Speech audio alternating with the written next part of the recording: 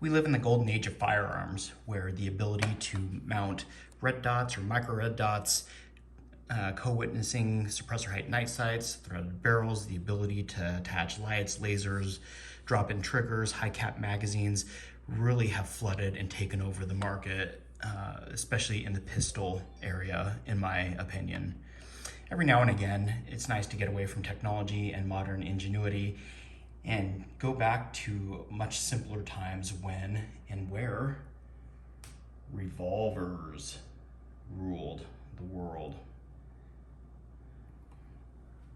Here I have three of my Amigos. We have a 65-6, a 19-3, and a 13-1. All these are K-frame model Smith & Wessons, so like the medium-sized Smith & Wessons. However, the 65-6 is a rounded butt, 19-3 and the 13-1 both have square butts. Talking about my police trade-in 65-6 first. As you can see, we just have a boring old front ramp with a matte finish up top to kind of help scale down some of the glare from the sun. We have our fixed rear sights, which is really just like a gutter pretty much.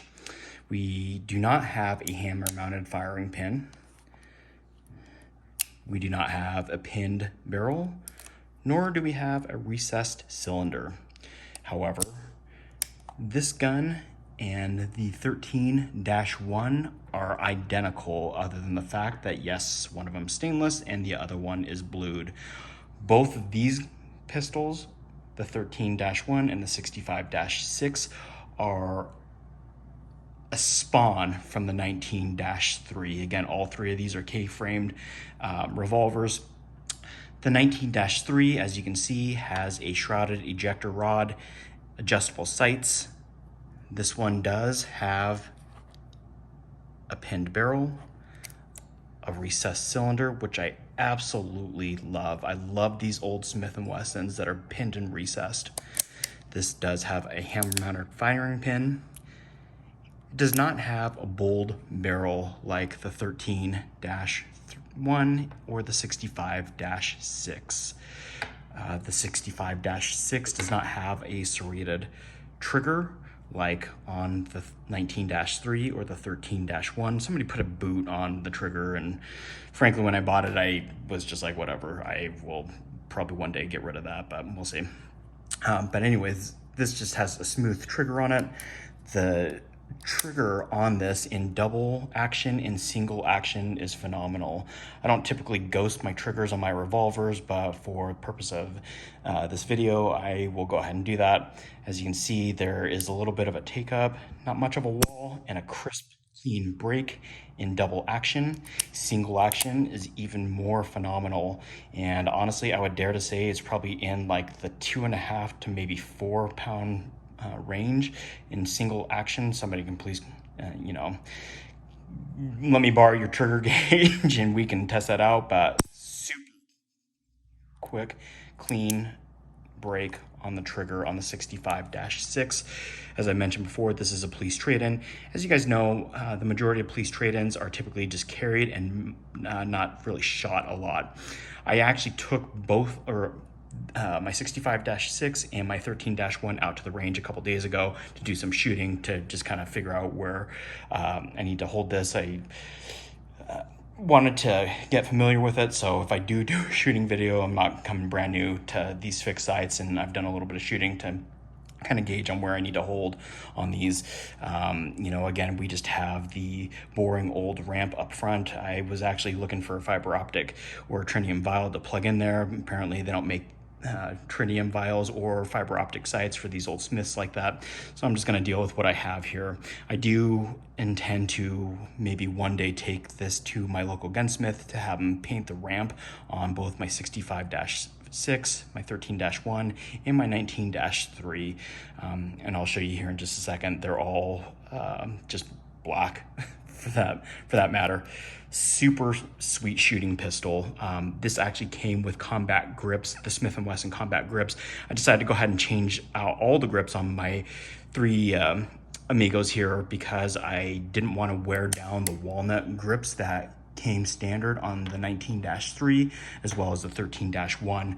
I understand that, you know, you can take them to a place to have those guys sand it down, refinish them, make them look brand new as if you were just pulling it out of the box. I'd much rather just save the grips, throw in some Hogues, and then use the money that I would have spent on polishing up the grips for ammo and training. Next, I'm moving on to my 19-3. As I mentioned before, this does have adjustable sights in the back. You have a ramp up front, which again I intend to paint. Again, a flat or a matte finish right here to help scale down some of the glare from the sun. Mentioned before, this does have a pin barrel, a recessed cylinder, a hammer mounted firing pin, a serrated trigger, but again, somebody who ever owned this before me put on a shoe on that. I'm not really sure why. The spur on my 19-3 and my 13-1 is really aggressive, and I like that a lot. I like an aggressive spur on my revolvers. Lets you know that, you know, you're cocking it back and that you have a good purchase on your hammer when you go to shoot this in single action. Phenomenal gun. You know, when most people talk about they fell in love with the Beretta after watching Lethal Weapon. I did that as well. I fell in love with the Beretta watching Lethal Weapon, but then I also fell in love with Smith & Wesson revolvers as a whole, but specifically the 19, the Combat Magnum. I believe that's what Sergeant Murtaugh uses in the Lethal Weapon movies, and ever since then, I wanted both. I wanted a 92 and I wanted a 4-inch Smith to his verbiage. And I have them, and they are great, fun shooting pistols. I'm talking about my 13-1. Oh, and I guess I should show you. So just make sure nothing in the chamber. You can see the bull barrel on here. So on my left, you have the 19-3, and on the right, you have my 13-1, and you can see the thickness of the bull barrel on both of those, which tells me that I feel a little more comfortable shooting hot magnum loads out of both my 65-6 as well as my 13-1. Like I said, as you can see the bull barrel on here as well. There's been some talks about the forcing cone cracking after so many rounds of magnum loads, and I think from what I understand, and again we'll check this, is that the crack would take place at the bottom of the forcing cone where it's kind of smoothed out right here. They did it that way on these older Smith & Wesson models to help enable the crane to lock up to the frame better and smooth. As you can see, there's hardly any spacing in between where the crane locks up to the frame. This is in really good condition. I was actually surprised to get it for the price that I was able to get it. But back to my point, I am gonna shoot a lot of magnum loads, and I'm gonna shoot a lot of magnum loads out of that police trade-in. One, because it's not as in good of condition as my 13-1 or even my 19-3. As you can see, there's some nicks and things like that in the trigger guard. Next to the hammer here, there's a nick, and then a pretty deep gouge right here next to the cylinder. So I'll probably run a lot of hotter magnum loads out of my 65-6 to see if I can't get that forcing cone to crack for me. And then I need to purchase some 38 specials to run out of my 19-3 and my 13-1, just so I feel a little better about that. I actually had a guy I know who used to work for our sheriff's department here where I live, and he actually talked to his armorer, and they came to the conclusion that they had heard about issues with the forcing cone cracking, shooting hot loads out of it. Funny, hot loads. Anyways, hot loads out of it, but actually hadn't ever seen it. And these two are older gentlemen who actually carried Smith & Wesson revolvers as their duty pistols.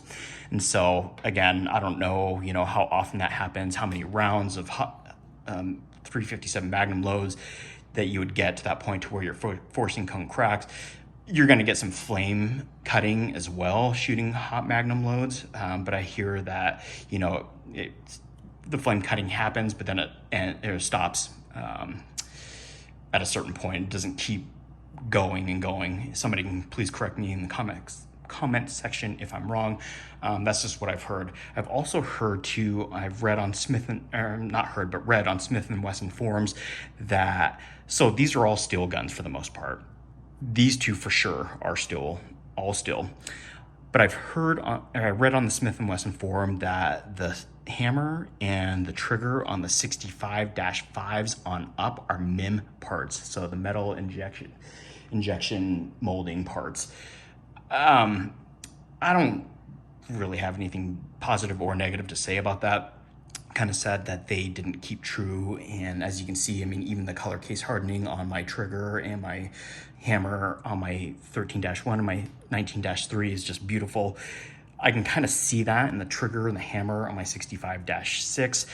Again, I guess I'm not overly concerned about like pieces like that cracking or breaking, and from the sounds of it, I could probably get those replaced by Smith & Wesson. I don't know if it'll match up perfectly, but you know, I'll cross that bridge as it happens. Enough gabbing. Apparently I do that too much. Let me talk about my 13-1. Again, we have a recessed cylinder, which is just beautiful. I love these old Smith & Wessons that have been pinned and recessed. I can't say that enough. You have the pinned barrel right here front. You do have a hammer, right there. You do have a hammer mounted firing pin, the trigger pull in double action again on this, and I'm a little hesitant about doing this, but it's just phenomenal. A little bit of a take up, not much of a wall, crisp, clean break. That's double action. Single action is even better. Again, I would dare to say maybe in like the 2.5 to 4 pound range in single action, if not better than that. Whoever owned my 19-3 before me smoothed out everything, and this thing is just phenomenal. It is just smooth. And you can see, again, just not much of a wall, a little bit of a take up, crisp, clean break, double action, single action, again, just phenomenal. Super light trigger on that. I just love shooting revolvers, slowing down, taking the time to load the cylinders, you know, taking aim, especially with these fixed sights on my 65-6 as well as my 13-1, and then the adjustable sights on my 19-3. Take time, you know, slow down, shoot revolvers. They're fun to shoot. These are accurate. They shoot really well, super accurate. And I'm not obviously the best revolver shooter, or well, really shooter anyways, but I mean, for what I was aiming at, I was hitting on target. And I would say, you know, maybe like 7 to 10 feet away or whatever, so not super far, but really accurate. All these are a 6+ none cylinder, so you get 6 shots, and after that, you know, you gotta reload either using speed loaders or moon clips or whatever else. In fact, I don't know that you can actually use moon clips on the recessed cylinder ones, but probably on the 65. I haven't tried myself, but I do have speed loaders that'll work for all 3 of these that I keep, especially like when I'm out in the woods and whatnot. Like I said, running hook grips on all 3 of these just for comfort and save the original walnut grips on my 19 and my 13 here. Just great shooting guns. I can't wait to get my son into these and just get away from, again, like I said, I mean, technology. Red dots, lasers, suppressor height night sights, everything else. It's just fun to relax and shoot this. Enjoy the simplicity of a old Smith & Wesson revolvers. I absolutely adore all 3 of these, and that is why they are my 3 Amigos. Thanks, everyone.